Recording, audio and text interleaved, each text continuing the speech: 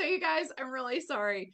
Facebook stopped us from doing it this way, and then we piloted the other way, and then they changed how it works in between the couple of weeks ago when we did that and now.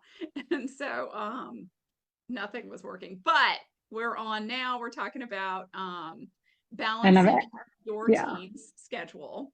And we want to think all about the ways to get your team's schedule to be not overwhelming, because we see so many kids today so overwhelmed with the amount of coursework that they do. And that should be one of the benefits of homeschooling, is that they don't have to feel that way. But at the same time, we know that, that they're juggling a lot of stuff. So that's our topic. And feel free to put questions And I um, have questions on I'm trying this. to get to. This is And crazy. there's also questions on the original event. Again, we're really sorry for the confusion. It's okay. It'll Uh, be recorded. It's all good. Um, okay. Okay. I'm sorry. I'm like trying to do, okay. I got our questions. okay. So I shared the link. I have no idea what you just said, so I'm sorry about I that. just introduced us. That's what I said. Okay. And actually I don't think this looks, but anyway, I'm gonna own it because that's what you said to do. Just if I anyone do. notices that I'm kind of pink, it's because I had a pre-cancer treatment today for skin cancer. So, But and you're fine. I'm fine. I'm fine, but it hurts a little bit. It's all good, It's a and I'm little really red. pink. I know. Okay, But it's you all made good. the But that call I to do did. so. Okay, so that was it. Take care of your health as you get older. That's my big Yes. takeaway. Always good advice. Always good Yeah, advice. Okay. yeah. Okay. Okay. So teen schedules. What do you want to say about this? I just noticed that I think it comes down to individual families and of course students are always different and some kids can take on a lot and they crave that. Like some students actually Yes. crave that. Other students can't take on nearly as much for whatever reason. But one of the big things is I do think finding balance in your teen schedule is really important. They need time to be a teen. It can't be just all about schooling, schooling, schooling. And there are lots of ways to do that and to still make them stand out to colleges. And I just thought we should talk about that a little bit. I think one of the things that, one of the biggest detractors for public school for me, when I look at that, is that students are judged in the context of their school. And so Right. if they go to a school that is super resourced and offers 20 AP courses, and some Mm-hmm. students are taking all 20 AP courses and they're doing honors everything, and every course has a heavy load. If Yeah. they don't do that too, then that is a point against them in admissions, because other Yeah. students that they are stacking up against are doing that. And that's clear to admissions from the school profile. And this is why the school profile and context is so important. With homeschooling, you don't have to contextualize your student that way. They can pick and choose. I mean, just practically speaking, they can pick and choose, because once they get Yeah. into public school, the public school is saying to them, like, hey, you're good at school, Yeah. and so you have to do more of the school. Yeah. And they don't really have the choice to say, like, oh, can I do something that's like a little more fun, that's like not Yeah. as stressful? Like, they just don't have that Yeah. option. No. And homeschooling gives them that option, and you should take advantage of it in as much as you Yeah. can. And think about how to strategically give them work that's more challenging in some areas and not in others. So I think that that's a big piece that And I families would should. also say, yeah, and I'd also say that even though it may not be a huge workload in other areas, those like at home courses, those self-study courses, if they're interesting and they're kind of a different topic or what, or something your students really interested in, can help a transcript to really stand out. Yeah, I think not enough homeschoolers are using those things. They're sort of like, oh, that's my kid's hobby, reading about Yeah. psychology experiments. Yeah. And that, no, that's my kid's hobby, like learning about like meteorology and climate change, or, I mean, whatever it Yeah. is. Yeah. And it's like, no, they're like reading books and watching videos and researching stuff. Like, Listening give to them that podcasts regular and credit. Yeah, yeah. exactly. Give them some credit for that. And that will look interesting on their transcript, especially, and this is the balance part. Like, if everything was like that, then that's fine. I mean, that's right for some students, but Yeah, totally. but maybe that student, isn't going to then go study physics or meteorology at like a tippy top school or something like, and so you want to balance that with like these other courses, like, okay, maybe they should be taking AP Physics 1 or something. Like maybe they should Yeah. be taking, honors chemistry or AP English, language and composition or something. Like those courses can also be good, and they validate each other. And I think that's Hmm. important, so that they're sort of in conversation on the transcript. It helps sort of show that. Yeah. And we Yeah. talk And about choosing, how to do different types of courses. yeah. And one thing that I was just talking to someone about this yesterday is one thing is asked that I get asked a lot, will colleges actually take those courses that are self-studied, and think they're valid? And the answer is yes, because especially if you have outside verification of some other sort that they know. So let's say a student has a SAT score, right? And then maybe a couple AP courses or dual enrollment course in person or something. That's validating the at-home work too, the It is. self-study work you do at home. And then they don't question it. And okay, and someone has just asked a question on this, which I think is Okay. really good. And feel free to ask other questions. A couple people quickly were like, "Yes, I have this question too." So I see that. I have like And 7 we've got some questions. backup questions from before. Yeah, Yeah. so we have Okay. to go through all these. Yeah, let's I just know. do that. Well, so let me do this one first though, because I think it's really Okay. relevant. And Okay. that's okay. Now that in the homeschool world, you can take, all these honors and AP courses, Yeah. is that the context that your student is going to be judged by? Like, will colleges say, well, but you could have done it, and then, judge them by that? This is a really good question. This Yeah. is really good. And one thing, I mean, I'll let you answer too, but one thing I just want to say is yes, all those things are offered, but let's say you're a family with limited funds. It's not offered to your kid Yeah. necessarily. And so the benefit of homeschooling is you can talk about those things in the parent documents, especially the counselor letter or the school profile. So you're not always being judged like that, because just think of two different high schools. Some high schools are very well funded and others unfortunately aren't. And they can't judge students from one place to another. Yeah. I mean, like my kids, we didn't have access to, in-state dual enrollment. And Yeah. in order to get in person and sort of teacher led and directed, dual enrollment, we had to pay a lot, Yeah. and cross state lines. Yeah. So I couldn't afford to offer, and we're a middle income family, but it was pretty expensive. We just couldn't afford to offer more than one course per semester. And so I put that in our school profile. I think that was taken pretty seriously. I mean, I definitely feel like that was like a clear limitation for us. This is all we could offer. And hey, look, he took that much. He took one every semester. So Right. I think that's important, but I don't think it has to be financial. I mean, you can No, it could be a lot of explain. reasons. Absolutely. Like, we've worked with families who are like, I specifically wanted my student to do dual enrollment for science classes so that they could be in person with labs. And that's a major value for certain families. So I think explain it in a positive sense. We made this positive choice to offer these things. Some families are like, I don't want to offer all of these APs in this particular area. I want to offer, these more niche study Right. topics along with dual enrollment so that my student can read these tons of books and they're backing it up with that. I mean, there's lots of different ways to contextualize your choices and why it fits with your philosophy. Colleges do take that seriously. For many admissions officers, the school profile is the first thing they look at, and that's for homeschoolers too.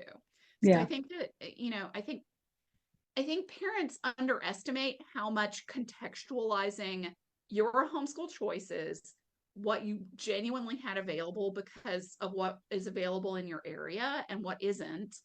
And then, and also financially, like, and also just philosophically, why you made these choices. That has a big impact in how they read your student. And so you get a lot of power to sort of talk I about those things. I think in general, some parents underestimate how important the parent paperwork is. And Yeah. it's really key, Mm-hmm. and it can benefit a student. Yeah. And they're not going to compare you to everyone else with homeschoolers, which is a benefit to homeschooling. It's a real Yeah. benefit. And someone else is pointing out, like, and that's also like APs, that some students don't have like the opportunity to take AP exams Yeah. because of where they live. Absolutely. You can say Yeah, that there's a 100%. reason that you prioritize dual enrollment. Yeah. We don't have Absolutely. access to AP testing, so we just decided to go dual enrollment instead. Hmm. Yeah, Yeah. that's common actually, because that's a pain. Yeah. Though I will say the AP course also has weight, so there can be reasons to do Yeah. AP courses even when you don't have access. But also, like, you're building a narrative, and so if this is just the choice that you made, that's fine too. So it's, They only have about 5 minutes or 10 minutes to read a thing. They're not going to be like, but why did they make that choice? And they definitely could have, gone. They're just going to be like, okay, I can see that. And then the Mhm. student did a bunch of dual enrollment. That makes sense, especially dual enrollment is live in person. Yeah, they love live and in person. They love, they want to hear that your student had interaction with peers. They like that. They want to hear that that you prioritized things that were in depth, that you prioritized things that involve more reading or more, more interaction or more teacher involvement Yeah. or outside Yeah. experts or, any of those types of things. Anything. Yeah. And Okay. it can be in either direction. Like, it can be, Yeah. that's why we did APs, or that's why we did dual enrollment, or that's why we did this local, co-op that has a bunch of PhDs teaching courses. I mean, Yeah. whatever it is, like, or that's why we kept certain things at home where we knew that we could add a lot of depth. Yeah. Mhm. I just want to make sure we get through these because Yeah. I have a book club at 3 because we started late. So I have to go Yeah. teach at 3 on Outschool. So I just Okay, want to get go through some of hit these. us. Okay. Ask some more questions. Um, my 16-year-old took on too much this year, 3 classes at a local college, 3 AP classes, 2 other core academic classes, along with a very time intensive extracurricular that's over 20 hours a week. Do you have any advice on striking a better balance next year while still demonstrating the increased rigor colleges want to see as you go through high school? That's a tough one a little bit. It is tough. I mean, okay, so without answering that one, I will say, first of all, like, that's a reason everyone should think about that arc, like, 4-year plan and and its stuff. sustainability. Yeah. And it's not like, oh, you need to have everything set in stone, but do think about each year as adding a rung, and like, is it sustainable? Will you be able to stay at that level or build on it? Because you don't want to go all in on that in 9th or 10th grade and then be like, oh, we can't sustain that. Or have your the student burns out, which we've seen before. Like Yes, also a you big don't want to have a student burn out early. right. But things happen, and sometimes you find yourself in that position, even when Yeah. it seemed like it was sustainable and your student wanted to take all those things on. And so don't beat yourself up over it. No, definitely not. And So junior year is the most important year, and this is a very rigorous junior year. is that a junior year? Yeah. Well, actually, I just made that assumption, so I'm not 100% sure. Yeah. I do think students shouldn't, for senior year, you know what? It depends on the context. I was going to say It students does. shouldn't, don't usually need to build a ton for senior year, but really depends on what the junior year was, what the whole Right. arc was. Right. So I don't want to say that. But they can oftentimes kind of have more of a plateau. Straight, just Yeah. But this was too much. So this was a lot. 3 dual enrollment, 3 APs, and 2 other core academic classes. That's a lot. So I would say, first of all, one way to do this can be to bring a subject home instead of outsourcing it, because when you're outsourcing, there's no flexibility in the schedule, and so that can be a way to sort of maintain that rigor, but have it be more on your kid's schedule. Now that has Especially, well, let me just add, you can do AP at home. Like you can get it approved yes. at home and continue some AP courses, but on your schedule. So it still looks like the student's doing these AP courses. Yep, absolutely. And the AP course audit is really simple. I think that's So easy. possible. Yeah. And so that's one thing. The same thing with dual enrollment. Like, you can pick and choose, what are you doing dual enrollment? There are dual enrollment classes that are easier and harder. Yeah. And so you can make choices around that. And I would say adding in self-study courses is another way, using things like group courses and I know who this, we know this person. We worked with Oh, them, see, but I'm not in front of it, so I don't yeah. know. So I was going to say one thing you could do is like do a dual enrollment course over the summer, and then it lightens the load in senior year. But I'm not sure that's possible with this activity that they're involved in. Yeah, okay. So, I mean, that can help, shunting some coursework to the summer, especially if the Yeah, activity, sometimes kids who have like a really intensive activity during the year need summer activities less.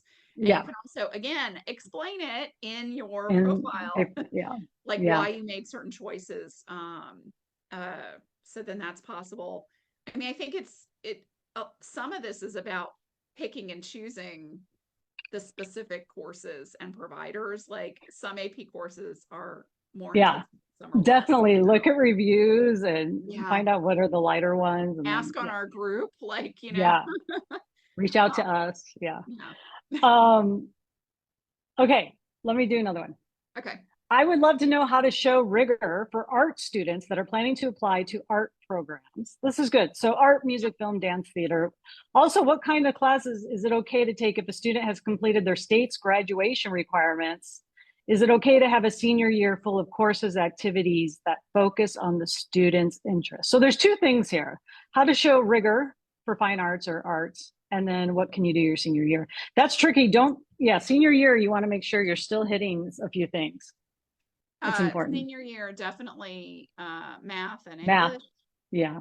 And I would say even for an art student, have at least have something else that also is classroom academic. Even if it's art history, that's a Yeah. discipline. Yeah. Dance history or something like Film history. film Film is history. English, something. Absolutely. Yeah. Film is literature. That's my course. For art students, portfolio is going to be super important. So it's or audition. So it's Mhm. not all just academics, and sometimes you can show that's where you show that you're really shining. But some schools do handle it different. There's an academic admission, and then there's the arts admissions. I Um, yeah, I think something that people don't always understand is that a lot of the time art schools and conservatory programs are even more concerned that the student has fully checked the academic boxes because they're not going to. And so because it's like the end of that it's the end journey. for, yeah, they're Yeah. not gonna, they probably have like, one humanities course and one sort of science technology Mhm. course and like a communications course or a business, they just don't Yeah. have that much. That's it. That's your gen eds, At some of them. at Yeah. some, yeah, it depends because some Yeah. it's a lot more intensive. It just depends. But some of these programs, it's really bare bones, and they don't want you to struggle in those courses. First of all, Right. that's going to be a major red flag for your success in life. But also, like they want you to be able to communicate and keep up with and do the writing expectations in arts and the reflection and journaling and they Right. have these Right. types of requirements, and also just be successful in life. Like they don't want to educate students in an art form who can't then go off and be successful in general with basic skills. Yeah. And so they do want to see those So they're things. looking at those things. Yeah. And But it's a bonus to have a yeah, stronger academic year, but the balance can be stronger for a student who's aiming for arts can be less. It doesn't it depends on the school too. relative. I mean, it really Yeah. depends on the school. But to show rigor in arts, I mean, there's a lot you can do on your own. I would say for art, having it's hard to find nowadays, but the AP art classes are really good because you produce so much a big body of work. Yeah. AP art history is really good. Film's a little tricky. I had a film student, I mean, my own son, and they're really looking at, film festivals and your work and everything, but then academics should still be strong. Mm-hmm. You can do a lot of self-studying in these areas and make your transcript interesting, and that's not a ton of output. And I would Yes. really focus on that. Yeah. You I can mean, have some very interesting courses. I would say like, put in these pegs of having, really strong, like maybe AP or college level Yeah. English Yeah. courses and humanities, and art, dance, etc., film history, that kind of thing. And then other things can be a lot of self-study and then that support the activity. I will say, we had a music student who's done very well this year, and Yeah. they had a nice balance of some AP coursework, some dual Yes. enrollment, and then, just working really hard on music. Really rigorous music courses. Yeah, And through dual enrollment yep. Hmm. and Yep. doing their own thing. So, I mean, that was a really nice balance, and they've done very well with admissions. Very well. Yeah, I think that's a really good example. I mean, I know that I think about my kid who is a dancer and he wasn't applying for dance for college, but Yeah, I mean, part of how we got balance his senior year was we used a lot of these 8-week courses for dual enrollment because you can you just stack do, them yeah. and Hmm. then you can do two courses at a time. It's a lot easier when you've got also a full-time 40-hour a week dance Yeah, commitment. yeah, And so the dual enrollment shows that it's at a decent level. And then colleges, I mean, at least in our case, I felt like understood the rigor of that activity. yeah, In the part because commitment. it had in in part because it's hours, they're looking at hours, and in Yeah, part because and that's on the activity list, they're looking at the yeah, number of hours that a kid spends, but also in part because it was at name places. So I think that helps too for a music or a dance student. yeah, Same for an art student, like if they're winning competitions, if they're doing things yeah, like that level, then colleges are going to see that. So yeah. Um, okay. For anyone who's just joining, I'm red because I just had to don't I over just looked at explain. myself. Just Okay, come on. here's another question. I was going over a few CDs today, not super selective schools, and noticed that many require 4 years of history and 4 years of social studies. That puzzled me because I never heard of such a requirement and adds a lot of work if you need to have a history course every year. The thing is, depending on whether that's an area of interest for your student, but history is a great one to just kind of do self-study and check the box and not have a lot of output. I would say too, I have seen recommended 4 years, but it's pretty rare that it be a basic. Yeah, That's very rare, yeah. actually. And you know, it, And I think social studies can be a lot of things. It yeah, doesn't just social have to be studies can be a history ton of things. Yeah, not just history. You do need world and US. and I mean, US. really, I mean, I'm a history teacher and I'm telling you, if your kid is interested in, the law or psychology or anything in the social sciences, I would say that is an area to get some rigor. But if your kid isn't interested in those areas, you know, Yeah, then I don't think they necessarily need to put their rigor focus there. I don't think no. that it's your best choice. I think if you're going to get one, it would be a push because that's the course that for whatever reason colleges have decided is like the tough AP in the social sciences. That's kind of standard, but I don't even think you necessarily need that. I mean, we've worked with a lot of students who don't have Yeah. APs in those areas who have done fine. They've This is their rigor elsewhere. Yeah. Yeah, this is just, again, a way to find balance. Why spend hours and hours on a course like that if it's not an area of interest and there's other areas that your student really wants to focus on? You have to make these decisions Yeah. because teens need to be teens. And also, just after we did this big trip and we talked to a lot of missions officers, activities are important. Yes. They'd rather them be plugged in with a group or doing something they enjoy than spending, a ton of time on a history course that isn't even something they're interested in. So just keep that in mind. Yeah. I mean, I think that that's the thing that sometimes is worth prioritizing. Yeah. Is the activities. A lot of the time, Yeah. that's where kids are having their social interaction too. Yeah. It's as overwhelming as robotic season is, like Yeah. Which it is. yeah, which it just ended for lots of students, and we've been hearing all about that. Jill lost a headphone. I'm so sorry. Things are just happening here to me today. It's a little crazy. You're all over the I'm, place. I'm all over the place. I'm a little bit of a mess, but it's okay. Keep going. What you were saying was really good. I mean, I think that sometimes you should prioritize the activities. And I think that's Yeah. something that a lot of parents are hesitant to do. Yeah. But I think planning around that is worthwhile. Yeah, definitely. So yeah. I have one more. Do you want me to do mine or do you? Yeah, go. Okay. Um, oh, I need this. I want my kids to have a rigorous high school experience so they're well prepared for college and have robust competitive transcripts. But I Yeah. also want them to have time for extracurriculars and just for hanging out and being kids. Yes. Yeah. I'm struggling with what to recommend, especially for my 15-year-old who is a slow, methodical worker. He's bright, so I want him to take challenging courses, but I'm worried that having him take AP and dual enrollment classes I anticipated suggesting for the next couple of years might overload him. What do you think? I had a student who was a very slow worker, Yeah, so did I. very, yeah, very academically capable, Yeah, you're just slow, particularly academic. slow, Yeah. yeah, slow and steady. He took an extra year. That's what my son did. That's not the right choice for everyone, obviously. But there's ways to find balance in that. One thing I would say is one thing we haven't mentioned at all that I would say to all parents is just make sure you're not feeling the stress from what other families are posting or talking about online Yeah. because there's lots of ways to get into colleges and it's not just doing all APs or all dual enrollments. There's a lot of different paths.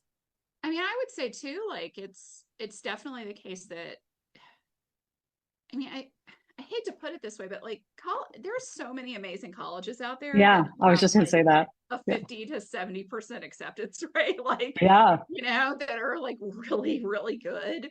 Or even a 90% acceptance rate. Like there's just a yeah, lot of good colleges out there. And so I don't think, if a kid is a sort of like my kid who is a little bit of a slower worker, we prioritized courses that just would be less hard, which you can yeah, do. Sometimes those were also dual enrollment and AP courses, but like I prioritized the ones that I knew he could take on as opposed to the yeah, ones that were like over teaching and super thorough and tons and tons and tons of practice. yeah, And he did get into one of his schools that had one of the smaller acceptance rates for yeah. him, but still was not. I mean, he's not at a tippy top Ivy League kind of school. Oh, but he's at a really good school and he's having a great time. He is, but I think also that's the other piece is that he is who he is and he thrives how he thrives, and he wouldn't have thrived if Yeah, he had somehow miraculously gotten into Yale or something. It just would not have, it it would would not have not have been been the a right school fit. for him anyway. Yeah, And so he did the courses that he did and it worked out well for him. yeah, At like really well, I think, and he's super happy. I think that kids find their right fit school, and you should pay attention to how they are working and how they need to work because their college is for every kid. yeah, Um, so, I mean, I think there's ways to sort of stretch that in a sense by, making strategic decisions like, okay, some of these dual enrollment classes aren't that intensive, or some of these AP courses, you could do it at home, like we said, yeah. or Do it at the home. less intensive option. Yeah, So there's ways to kind of get a little bit of both to some extent, but also your kid is who they are. And some yeah. kids push themselves, push, push, push, and other kids just Yeah. don't. And that's okay. It's really important to know who your kid is and then represent them, as who they are on that parent paperwork, because then the right college will find them. And Yes. then they'll probably have a better college experience.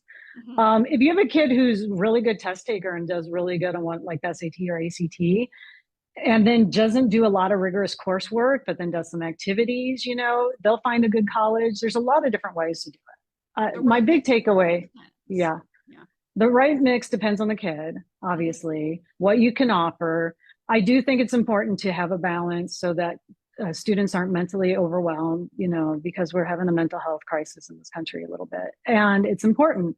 And they should be able to do their own thing and find activities that they enjoy too. One thing is to find high output, low output courses to go with like everything else. So that's just really important. And it looks good on the Um, court, on the okay, transcript. I've got a couple of questions here. One is how Okay, many courses should kids be taking to keep their options open? 7. Seven minimum, 7 credits. 7 credits minimum. Yeah, yeah. And I If you want to keep all the options open. if you want to keep your options open. And I think some homeschoolers didn't get this memo because Yeah, we routinely talk to people who are doing 5 or 6. yeah, And that's just not the norm in public schools. And it is the case that your kid is their own kid, and yeah, they're not going to be in that same lane exactly, but also that's a metric and you want your kid to meet it. you know. So So, if you have to do some self-study courses or something that are easy and you can just get them on the transcript, do that. yep, absolutely. Yeah. Um, okay. Do you have another one? Because I got another I'm one. done. Mine are done. Okay. We So, covered them. yeah. So, if you have a kid who can handle the rigor of AP courses, but the exam isn't gonna go that great, is it still good to take them? Yeah, Yeah. absolutely. 100%. Yeah. It doesn't, you can just opt out of the exams, Yeah. or you don't have to send the scores. I think literally Georgetown, and maybe, I'm not even sure, very few schools ask for There's you to like send. there's like a It's handful and that's almost no it. schools. Yeah. And so you don't even have to send them. So it's kind of low risk to actually take it, if you're worried about that. But But if your student is a terrible test taker or yeah, has anxiety around it, the AP course is worth it. It helps with the admissions. it helps more than the exam. The Yeah. course is important. Yeah. Um, okay, I got another one. At what point can you include a student's hobby as a self-study course? Well, or should it be an activity?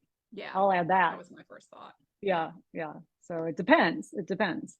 I mean, if it's, I think, some hobbies are researching, and A lot and today, actually.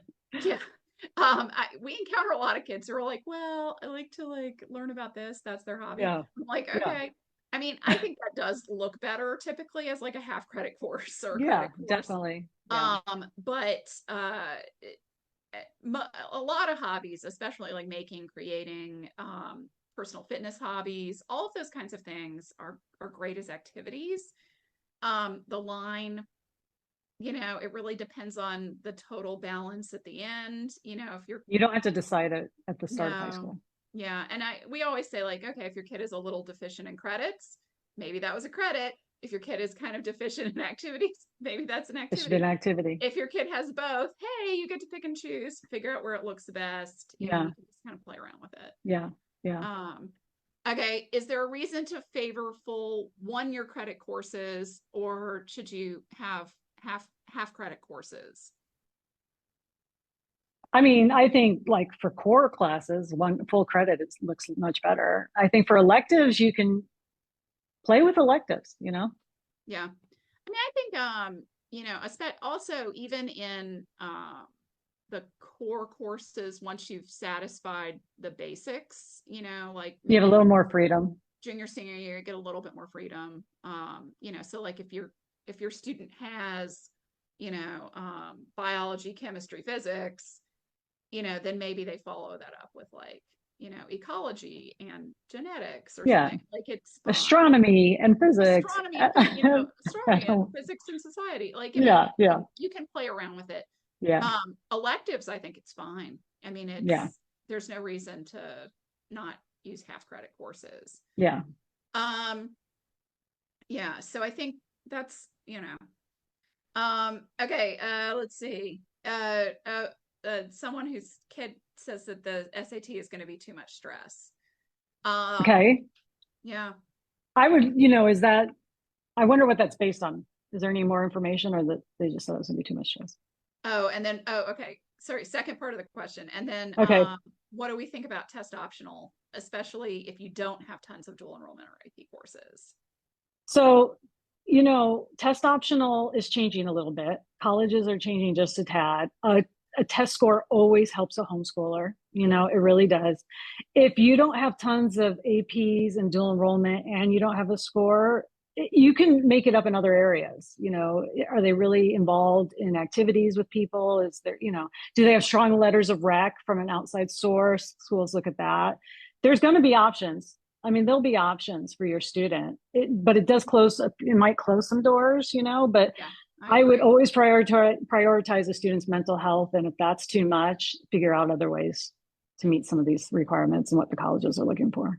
Yeah. Okay. So she clarified that they're, looking for maybe some LACs, some liberal arts schools and Mhm. stuff. Yeah. I mean, I think Colleges that change lives, some of those. yep. All those colleges that change lives. I Yeah. think that, if you can, I think there has to be something, colleges There does like have to be something.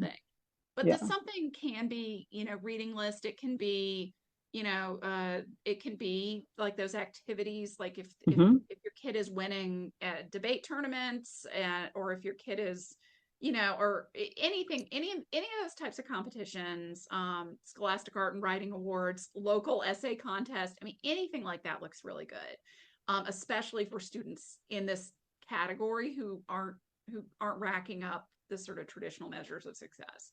Having a book list, having letters of rec, if it's the type of schools that take it, most small liberal arts schools do. Hmm. Those are things that help. I I would would say say too be that you could, strategic with yeah, a maybe little do bit a of the few work. AP, maybe do a few Yeah. APs at home, Yes, and APs at then home or dual enrollment, yeah, just just yeah. tad. Yeah. Hmm. Yeah. Okay, let's see. I We got think a we have couple time for more. one more. Okay. Okay, It so this ends in one is 5 minutes. um okay, 7 credits per well, not per term, per year. And what does that look like? Okay, so in ninth grade, I would say it's pretty set for the first 5, because you Yeah. need your 4 courses: English, math, science, social studies, and a language other than English. Okay, you get 2 burn off electives, and in ninth grade I would say it's exploratory. It can be anything.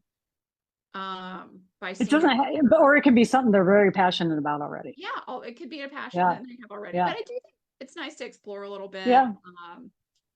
It can be PE, but I think that's not as strong. Depends on what Yeah. the activities are. It just Yeah. depends.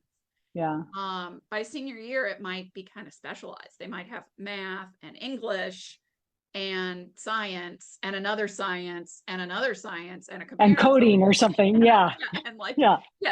yes, and quilting. Like Yeah.